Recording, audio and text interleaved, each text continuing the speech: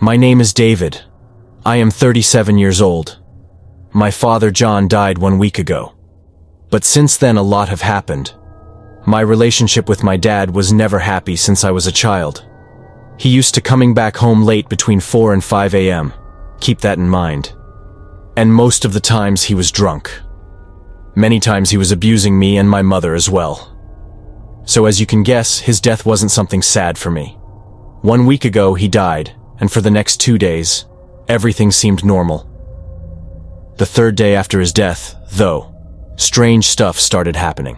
Around 4 to 5 a.m., scratching noises were being heard from the bathroom window. A tree was outside the bathroom window, so I thought it was just the air pushing the tree on my window, so I ignored it. I was having bad nightmares, like being at my father's funeral, and my mother crying in the background holding me in her arms, so I couldn't really sleep at night. My day was pretty normal. Waking up, having my morning coffee, going to work. What a normal person would do. 5 days after my father's death is what changed my life forever. I was watching TV around 11 p.m. and I fell asleep. I woke up at around 4:30 a.m. hearing the scratching noise from my bathroom. It wasn't the only thing I could hear though. I could hear a whisper in my head saying, "Bathroom." I ignored it at first. I checked the time, 4:45.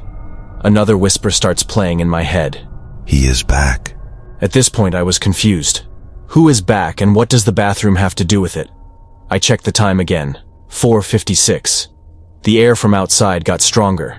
I could hear dogs barking at the house next to me. Then the scratching noise starts, but louder than ever. Suddenly everything stops. The air, the barking, the scratching noise. Everything was silent. I checked the time, 4:59. A whispering noise starts playing in my head again. Bathroom. At this point, I thought I was going crazy. I go to the kitchen and make a cup of coffee.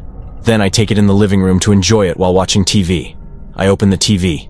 No signal. "That's strange," I said to myself while taking a sip of coffee. I check the time again. My heart stops for a second. 4:59. I knew I wasn't crazy. Something was wrong. There's no way I made a cup of coffee in less than a minute. I hear a noise from the bathroom, like a metal object falling on the floor. I grab a knife from the kitchen and go to the bathroom. I slowly open the door, terrified from the thoughts of what could be in there. I finally take a look in the bathroom. I see a small knife on the floor next to the window. I looked at the window. My heart stopped. It was like someone used the knife to scratch the window and write something on it. It wasn't really clear what was written on it. I take a second look. John. The knife fell on the floor from the inside of the house. There was no way someone did it from outside.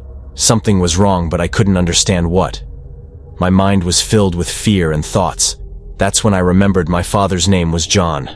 At this point, I thought someone was pranking me, but I wish it was a prank. The next night, I hear noises from my parents' bedroom. My mother moved to another house a few years ago. There was no way it was her. I grab a kitchen knife and slowly approach the door. I open it. I see my father's shoes on the floor and his clothes on the bed. It was like he came back and he was sleeping on the bed or something. I go to the bed. I put my hand on the bed, thinking that I might feel his soul or something. Nothing.